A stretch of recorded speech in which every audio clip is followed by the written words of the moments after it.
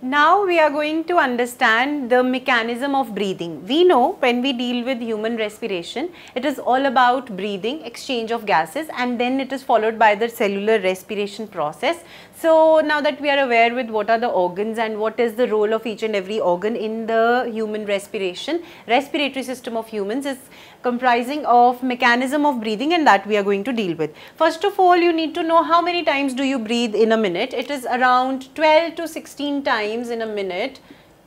A normal healthy individual breathes 12 to 16 times in 1 minute, that is 60 seconds. Now the volume of the air that you breathe can be measured by an instrument known as spirometer. So please remember these two things, that which organ can measure the volume of air that you have taken inside or you have expelled out, and how many times do you breathe in 1 minute, that is 12 to 16 times. Now what is this mechanism of breathing actually about? If you normally analyze your breathing, it is you take inside the air and some air is expelled out. So we have two stages in the mechanism of breathing. First one being inspiration, or simply as we call that you are inhaling air, so inhalation, okay. And second one is expiration. In simple terms you call it exhale out the air, so it is exhaling out the waste air.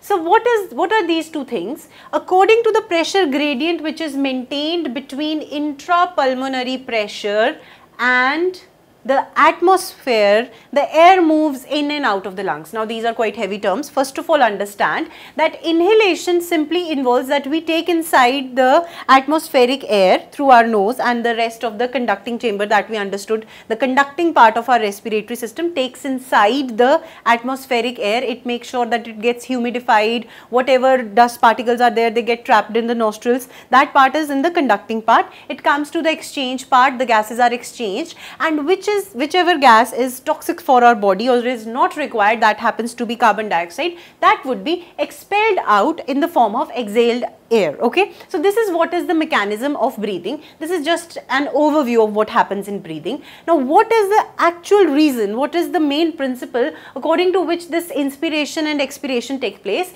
It is the pressure gradient. Now you know that when we studied the respiratory system organs, we studied that lungs, they act as a chamber. So there is a term known as thoracic chamber. You need to remember it.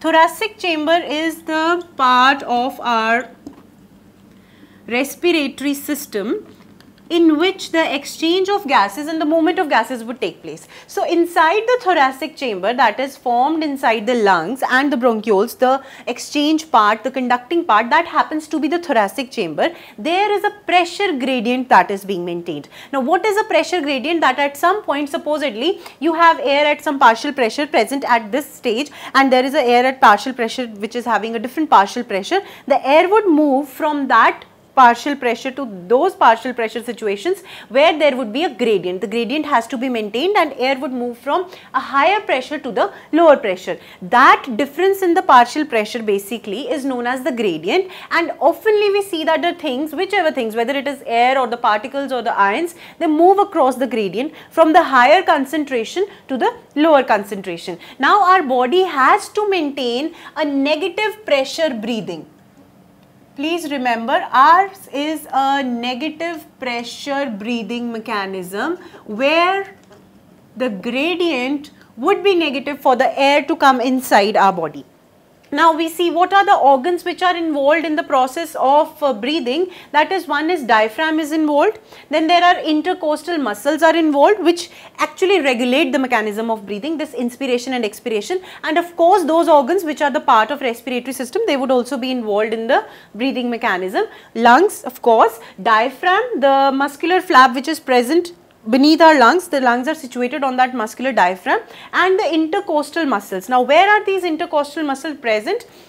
These muscles are present in between our ribs. These are of two types. First one being external intercostal muscles and inner intercostal muscles, internal as we call them, and then there are innermost intercostal muscles, okay. So when we deal about breathing, we have to see these two, external intercostal muscles and internal intercostal muscles. I am going to explain it briefly, that supposedly these are the two ribs you are having.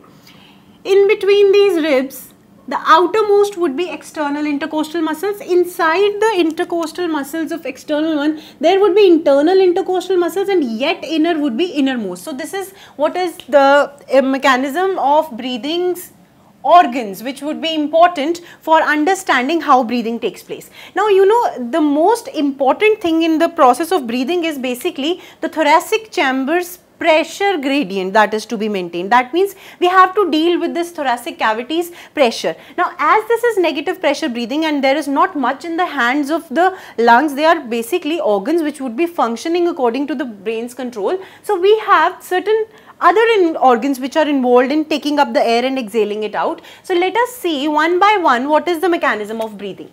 First one being inspiration, there would be inhalation of the air, that means the atmospheric air would be taken inside.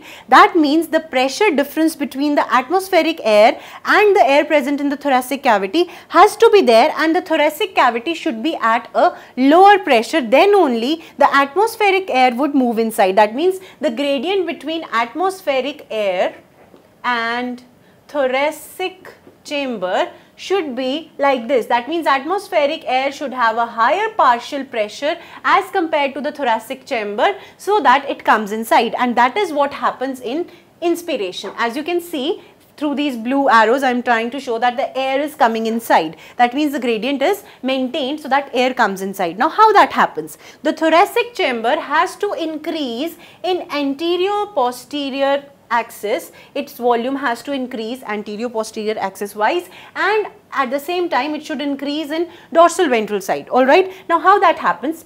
All the movement would be brought about by either this muscular organ or this muscular organ, these two muscles, because the relaxation and contraction could be brought about in muscles only, not in the bones. Now, try to analyze your own respiratory system. What is it like? It comprises of two lungs, and in front, in the dorsal side, there is a sternum along with the ribs, and in the ventral side, the rib cage basically goes and innervates into the vertebral column. That is what. Supposedly, an individual is standing like this, the way I am, and you observe its lungs. So, this would be what the thoracic chamber would look like. Now, what happens is, first of all, let us see how the anterior posterior axis increases in the volume. This part that I am pointing towards is the diaphragm. It is a muscular diaphragm. What happens when the thoracic volume has to be increased? This diaphragm would undergo contraction. Okay, diaphragm otherwise in its relaxed state is a dome-shaped organ. Dome-shaped flap, as you can see over there, that is the relaxed state. In the stage of contraction, it would get contracted and it would become somewhat flat.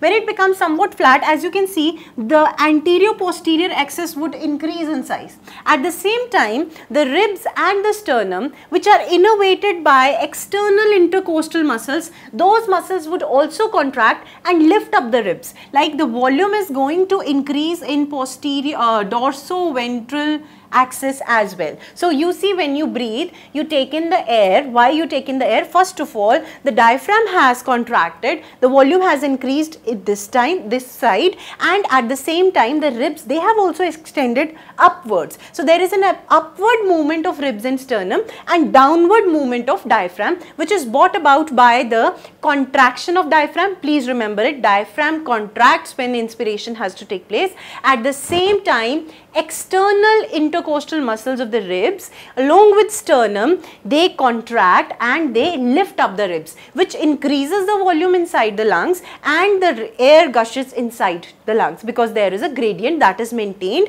There is increase in the volume of thoracic chamber and the air rushes inside. This process is known as expiration. Now, as you inspire air, at the same time you expire air as well, and that process is studied under expiration. Now, in expiration, you have to remember that the gradient that would be maintained, supposedly this is atmospheric air, it would be at much lower pressure as compared to the thoracic chamber. That is why the air would flow out of the thoracic chamber towards the atmosphere and would be expelled out. So, this is what has to happen. For that, the thoracic cavity needs to reduce in size both through the anterior posterior axis and dorsoventral axis. So, how that contraction would be brought about? Those muscles which brought about the size increase, again those muscles would be involved. They would bring the decrease in size. First of all, the diaphragm that had contracted from its initial state of being dome shaped to a flat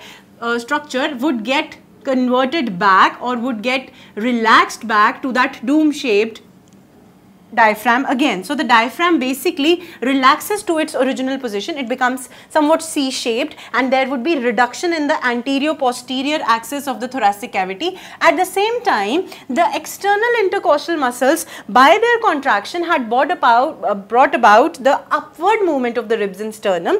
Now internal intercostal muscles would come into scenario. They would contract, external intercostal muscles would relax. Please remember the difference, that both these muscles are contracting and in antagonistic way they would be relaxing. Now this IICM, that is internal intercostal muscles, would get contracted.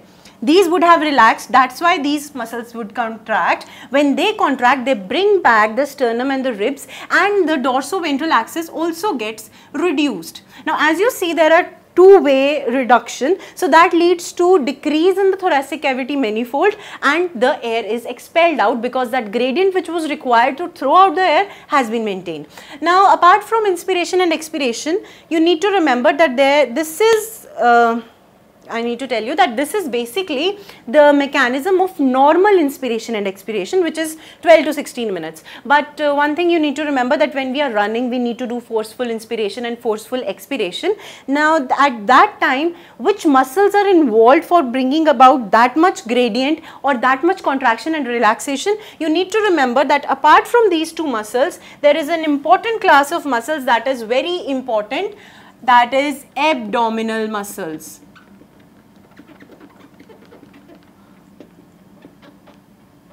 These abdominal muscles, you might have heard people doing workouts and saying that their abs are being formed, abdominal muscles are getting toned. Why? Because whenever they do extra inspiration and extra expiration, forceful breathing is required. The abdominal muscles, they get contracted and relaxed along with the diaphragm and the intercostal muscles, so that that gradient is maintained, air continuously gushes inside the lungs and can be thrown out. So this is what is the mechanism of breathing involving inspiration and expiration, and you need to understand what are the organs involved and what is the basic physical process which is involved in this process.